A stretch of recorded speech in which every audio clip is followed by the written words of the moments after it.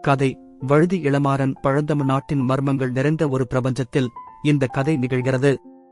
இந்த உலகில் மனிதர்கள் பிராணசக்தி எனும் ஆற்றலை பயன்படுத்தி தங்கள் ஆத்ம எந்திரங்களை வளர்த்து வானர ஜோதிகள் எனும் ஆவிகளுடன் இணைந்து வாழ்கின்றனர். இந்த உலகம் பல குலங்களாக பிரிக்கப்பட்டுள்ளது. ஒவ்வொரு குலமும் தனது சொந்த கலைகள், மரபுகள் மற்றும் ஆற்றல்களை கொண்டுள்ளன. ஆனால் இந்த உலகில் அமைதி நிலவவில்லை. ஒரு பழைய பகைமை குலங்களுக்கு இடையே போர்களை உருவாக்கியுள்ளது. இந்த நேரத்தில் ஒரு புதிய வீரன் தோன்றுகிறான். அவனே வழுதி இளமாறன், ஒரு மறுபிறவி எடுத்த பழந்தமிழ் வீரன். தனது முந்தைய வாழ்வின் ஞானத்தையும் புதிய உலகின் சக்திகளையும் பயன்படுத்தி இந்த உலகத்தை காப்பாற்ற வருகிறான். மழை தூரத்தில் இடிமுழக்கம் செய்தது. அந்த இடிமுழக்கத்தின் ஒலியில் கோபுரங்களின் நிழல்கள் நீண்டு படர்ந்தன. தென்னிந்தியாவின் ஒரு சிற்றூரில் பொங்கல் திருநாளின் மகிழ்ச்சி கலந்த வானத்தை குருதி சிவப்பு நிறம் மூடியது. வழுதி இளமாறன் தனது காலறிபாயிட்டு கலைகளில் தேர்ந்த ஒரு வீரன் தனது மாணவர்களுக்கு பயிற்சி அளித்துக் கொண்டிருந்தான். அவனது கைகளில் பாயும் வாள் ஒளி வீசியது. அவனது கண்களில் தனது குடும்பத்தின் மரியாதையை காக்கும் பற்று தெரிந்தது. குரு, இன்று நமது பயிற்சி முடிந்ததா என்று ஒரு மாணவன் கேட்டான். முடிந்தது. நாளை பொங்கல் திருநாள். அனைவரும் வீடு திரும்புங்கள், வழுதி புன்னகையுடன் சொன்னான். ஆனால் அந்த இரவு அவனது வாழ்வை மாற்றியது. அவனது பழைய மாணவனும் இப்போது பகைவனுமான வீரவர்மன் அவனை தனிமையில் சந்தித்தான். வழுதி, இன்று உன் கடைசி நாள் என்று கூறி அவனை தாக்கினான். வழுதி தனது கலைகளால் போராடினான். ஆனால் வீரவர்மனின் துரோகத்தால் அவன் தோற்றான். அவனது கண்கள் மூடுவதற்கு முன் அவன் ஒரு புதிய உலகத்தை கனவு கண்டான். அத்தியாயம் 1. புதிய உலகத்தில் விழித்தெழுதல். வழுதி இளமாறன் கண்களை திறந்தான். அவனை சுற்றி பச்சைப்பசேலெனும் மரங்கள் நின்றன. அவற்றின் இலைகளில் மழைத்துளிகள் மின்னின. அவனது உடல் சிறுவனாக இருந்தது. ஆனால் அவனது நினைவுகள் முழுமையாக இருந்தன. இது எங்கே என்று அவன் தனக்குள் கேட்டுக்கொண்டான். திடீரென ஒரு ஒளி அவனை சுற்றி வளைத்தது. அவனது நெஞ்சில் ஒரு சிக்கலான எந்திரம் போன்ற அடையாளம் தோன்றியது. அது தமிழ் கோலம் போல் தோன்றியது. ஆனால் அதில் ஒரு ஆற்றல் இருந்தது. இது என்ன என்று அவன் ஆச்சரியத்துடன் கேட்டான். அது உன் ஆத்ம எந்திரம் என்று ஒரு குரல் கேட்டது. வழுதி திரும்பிப் பார்த்தான். ஒரு பிரம்மாண்டமான யாழி அதன் கண்களில் ஞானம் தெரிய அவனை பார்த்துக் கொண்டிருந்தது. யார் நீ என்று வழுதி கேட்டான். நான் உன் ஆத்ம பந்து. உன் முந்தைய வாழ்வின் ஞானம் இப்போது இந்த உலகத்தில் புதுப்பிக்கப்படும் என்று யாழி பதிலளித்தது. வழுதி தனது கைகளை பார்த்தான். அவனது உடலில் ஒரு புதிய சக்தி பாய்ந்தோடுவதை உணர்ந்தான். அவன் தனது முந்தைய வாழ்வின் கலைகளை நினைவு கண்டான். இந்த உலகத்தில் நான் மீண்டும் ஒரு வீரனாக வாழ்வேன் என்று அவன் உறுதியாக சொன்னான். யாழி தலையை அசைத்தது. ஆம் வழுதி, உன் பயணம் இப்போது தொடங்கியுள்ளது. ஆனால் இந்த உலகத்தில் பல சோதனைகள் உனக்காக காத்திருக்கின்றன. வழுதி முன்னேறினான். அவனது புதிய வாழ்வின் முதல் படிகள் அவனை ஒரு புதிய பயணத்திற்கு அழைத்துச் சென்றன. வழுதி இளமாறன் கண்களை மூடி மீண்டும் திறந்தான். அவனை சுற்றி ஒரு புதிய உலகம் இருந்தது. மரங்களின் இடையே ஒளி மின்னல்கள் போல் பாய்ந்தோடியது. அவனது நெஞ்சில் ஆத்ம எந்திரம் இன்னும் ஒளி வீசிக் கொண்டிருந்தது. காற்றில் பழந்தமிழ் நாட்டின் மனம் கலந்திருந்தது. இந்த உலகம் எப்படி வேலை செய்கிறது என்று அவன் யாழியை நோக்கிக் கேட்டான். யாழி அதன் பிரம்மாண்டமான உருவத்துடன் அவனை பார்த்தது. இந்த உலகில் எல்லா உயிர்களும் பிராண சக்தியை பயன்படுத்துகின்றன. அது அவர்களின் ஆத்ம எந்திரத்தின் மூலம் வெளிப்படுகிறது. நீயும் உன் சக்திகளை கண்டுபிடிக்க வேண்டும் என்று யாழி பதிலளித்தது. வழுதி தனது கைகளை பார்த்தான். அவனது உடலில் ஒரு புதிய சக்தி பாய்ந்தோடுவதை உணர்ந்தான். எனக்கு இந்த சக்தியை எப்படி பயன்படுத்துவது என்று தெரியவில்லை என்று அவன் சொன்னான். யாழி தலையை அசைத்தது. அது எளிதானது. உன் மனதை அமைதியாக்கு. உன் ஆத்ம எந்திரத்தை உணர். அது உன்னை வழிநடத்தும். வழுதி கண்களை மூடினான். அவனது மனதில் ஒரு பிரகாசமான ஒளி தோன்றியது. அது அவனை ஒரு புதிய பாதையில் அழைத்துச் சென்றது. அவன் தனது கைகளை நீட்டினான். ஒரு சிறிய ஒளி கொண்டு அவனது கைகளில் உருவானது. இது என்ன என்று அவன் ஆச்சரியத்துடன் கேட்டான். அது உன் முதல் பிராண சக்தி என்று யாழி பதிலளித்தது. இந்த உலகில் நீ பல சக்திகளை கற்றுக்கொள்ளலாம். ஆனால் அதற்கு நீ பயிற்சி எடுக்க வேண்டும்.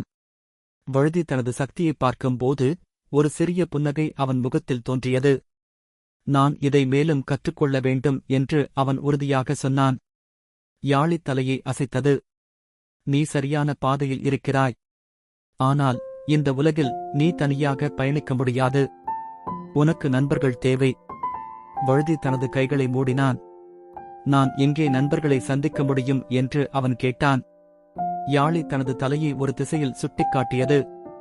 அந்த திசையில் ஒரு சிறிய கிராமம் இருக்கிறது. அங்கே உனக்கு உதவக்கூடியவர்களை நீ சந்திக்கலாம். வழுதி தனது பயணத்தை தொடங்கினான். அவனது மனதில் ஒரு புதிய உறுதி இருந்தது. அவன் இந்த உலகத்தின் மர்மங்களை கண்டுபிடிக்க வேண்டும். அவன் தனது சக்திகளை மேம்படுத்த வேண்டும். அவன் கிராமத்தை நெருங்கும் போது ஒரு சிறிய குழந்தை அவனை பார்த்து, யார் நீ என்று கேட்டது. வழுதி புன்னகையுடன் பதிலளித்தான். நான் வழுதி இளமாறன். நான் ஒரு புதிய பயணத்தை தொடங்கியிருக்கிறேன். குழந்தை அவனை பார்த்து, நீங்கள் ஒரு வீரன் போல் தெரிகிறீர்கள் என்று சொன்னது. வழுதி தனது கைகளை பார்த்தான். அவரது ஆத்ம எந்திரம் இன்னும் ஒளி வீசிக் கொண்டிருந்தது. ஆம், நான் ஒரு வீரன். ஆனால் இன்னும் பலவற்றை கற்றுக்கொள்ள வேண்டும் என்று அவன் சொன்னான். குழந்தை அவனை பின்தொடர்ந்தது. நான் உங்களுக்கு உதவலாம். என் பெயர் மயில் என்று அது சொன்னது. வழுதி புன்னகையுடன், நன்றி, மயில். நீ என் முதல் நண்பன் என்று சொன்னான். அவர்கள் இருவரும் கிராமத்தை நோக்கி நடந்தார்கள். வழுதியின் புதிய பயணம் தொடங்கியிருந்தது. வழுதி இளமாறன் மற்றும் மயில் கிராமத்தை நெருங்கினார்கள். கிராமத்தின் நுழைவாயிலில் ஒரு பெரிய மரம் நின்றது. அதன் கிளைகளில் பல வண்ணமயமான பறவைகள் பாடிக்கொண்டிருந்தன. கிராமத்தின் மத்தியில் ஒரு சிறிய குளம் இருந்தது. அதன் நீரில் சூரிய ஒளி பிரதிபலித்து ஒரு மாயாஜாலத்தை உருவாக்கியது. இந்த கிராமம் மிகவும் அழகாக இருக்கிறது என்று வழுதி சொன்னான். மயில் புன்னகையுடன் பதிலளித்தான். ஆம், இங்கே எல்லோரும் மிகவும் நல்லவர்கள். நீங்கள் இங்கே பாதுகாப்பாக இருப்பீர்கள். அவர்கள் கிராமத்தின் உள்ளே நுழைந்தார்கள். கிராமத்தின் தெருக்களில் பலர் வேலைகளில் ஈடுபட்டிருந்தார்கள். சிலர் வயல்களில் வேலை செய்தார்கள். சிலர் கைவினைப் பொருட்களை தயாரித்தார்கள். சிறுவர்கள் ஒரு மைதானத்தில் விளையாடிக் கொண்டிருந்தார்கள். வழுதி ஒரு கடைக்கு அருகில் நின்றான். அந்த கடையில் பழங்கள் மற்றும் காய்கறிகள் விற்கப்பட்டன. கடைக்காரர், ஒரு வயதான மனிதர், வழுதியை பார்த்து புன்னகைத்தார். நீங்கள் புதியவராக தெரிகிறீர்கள் என்று கடைக்காரர் கேட்டார். ஆம், நான் வழுதி இளமாறன். நான் இந்த கிராமத்தில் தங்க விரும்புகிறேன் என்று வழுதி பதிலளித்தான். கடைக்காரர் தலையை அசைத்தார். நீங்கள் இங்கே தங்கலாம். ஆனால் நீங்கள் எங்கள் கிராமத்தின் மூப்பனை சந்திக்க வேண்டும். அவர் உங்களுக்கு உதவுவார். வழுதி கடைக்காரருக்கு நன்றி சொன்னான். அவனும் மயிலும் கிராமத்தின் மூப்பனை தேடி நடந்தார்கள். கிராமத்தின் மூப்பன், ஒரு வயதான மனிதர், அவர்களை சந்தித்தார். அவர் தனது வீட்டின் முன் ஒரு பெரிய மரத்தின் கீழ் அமர்ந்திருந்தார். அவரது கண்களில் ஞானம் தெரிந்தது. யார் நீங்கள் என்று மூப்பன் கேட்டார். நான் வழுதி இளமாறன். நான் இந்த கிராமத்தில் தங்க விரும்புகிறேன் என்று வழுதி பதிலளித்தான். மூப்பன் வழுதியை கூர்ந்து பார்த்தார். நீங்கள் ஒரு வீரன் போல் தெரிகிறீர்கள். உங்களுக்கு என்ன தேவை? வழுதி தனது கதையை சொன்னான். அவன் தனது முந்தைய வாழ்வை பற்றியும் புதிய உலகத்தில் தனது பயணத்தை பற்றியும் சொன்னான். மூப்பன் தலையை அசைத்தார். நீங்கள் ஒரு பெரிய பயணத்தை தொடங்கியிருக்கிறீர்கள். இந்த உலகில் நீங்கள் பல சோதனைகளை சந்திக்க வேண்டும். ஆனால் நீங்கள் இந்த கிராமத்தில் தங்கலாம். நாங்கள் உங்களுக்கு உதவுவோம். வழுதி மூப்பனுக்கு நன்றி சொன்னான். அவனும் மயிலும் கிராமத்தில் தங்கினார்கள். வழுதி இளமாறன் மற்றும் மயில் கிராமத்தில் தங்கியிருந்தார்கள். ஒரு நாள் கிராமத்தின் மூப்பன் வழுதியை தனது வீட்டுக்கு அழைத்தார். வழுதி, நீங்கள் ஒரு பெரிய பயணத்தை தொடங்கியிருக்கிறீர்கள். உங்களுக்கு சரியான பயிற்சி தேவை என்று மூப்பன் சொன்னார். எங்கே நான் பயிற்சி பெறலாம் என்று வழுதி கேட்டான். மூப்பன் தனது கையை ஒரு திசையில் சுட்டிக்காட்டினார். அந்த திசையில் தமிழ் அரசு கல்வி நிலையம் இருக்கிறது. அங்கே நீங்கள் பிராண சக்தியை கற்றுக்கொள்ளலாம். வழுதி மூப்பனுக்கு நன்றி சொன்னான். அவனும் மயிலும் தமிழ் அரசு கல்வி நிலையத்தை நோக்கி பயணத்தை தொடங்கினார்கள். அவர்கள் பல நாட்கள் பயணித்தார்கள். பயணத்தின் போது வழுதி தனது சக்திகளை பயன்படுத்தி பல சவால்களை சந்தித்தான். அவன் தனது ஆத்ம எந்திரத்தை பயன்படுத்தி பிராண சக்தியை கட்டுப்படுத்த கற்றுக்கொண்டான். இறுதியாக அவர்கள் தமிழ் அரசு கல்வி நிலையத்தை அடைந்தார்கள். அந்த கல்வி நிலையம் ஒரு பெரிய மலைக்குன்றின் மேல் இருந்தது. அதன் கோபுரங்கள் மேகங்களுக்கு மேல் உயர்ந்து நின்றன. இது மிகவும் அழகாக இருக்கிறது என்று வழுதி சொன்னான். மயில் புன்னகையுடன் பதிலளித்தான். ஆம், இங்கே நீங்கள் பலவற்றை கற்றுக்கொள்ளலாம்.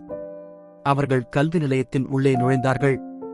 அங்கே பல மாணவர்கள் பயிற்சி எடுத்துக் கொண்டிருந்தார்கள். சிலர் மலைத்தம் செய்தார்கள். சிலர் பிராண சக்தியை கட்டுப்படுத்த பயிற்சி எடுத்தார்கள். வழுதி ஒரு பயிற்சியாளரை சந்தித்தான். நான் வழுதி இளமாறன். நான் இங்கே பயிற்சி பெற விரும்புகிறேன் என்று அவன் சொன்னான். பயிற்சியாளர் வழுதியை கூர்ந்து பார்த்தார். நீங்கள் ஒரு வீரன் போல் தெரிகிறீர்கள்.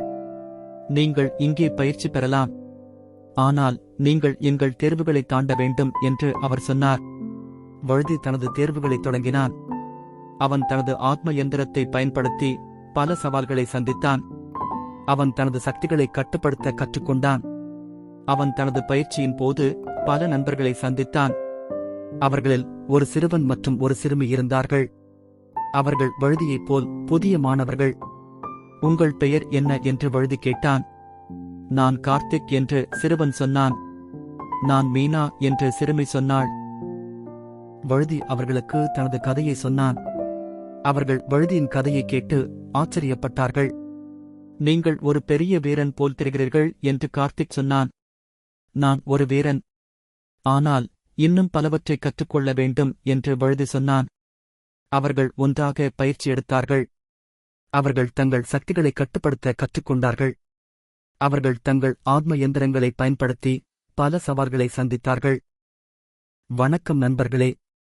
இந்த கதையை நீங்கள் ரசித்திருந்தால் உங்கள் லைக் மற்றும் கமெண்ட் மூலம் தெரியப்படுத்துங்கள். இன்னும் பல அதிசயமான கதைகளுக்காக சப்ஸ்கிரைப் செய்ய மறக்காதீர்கள்.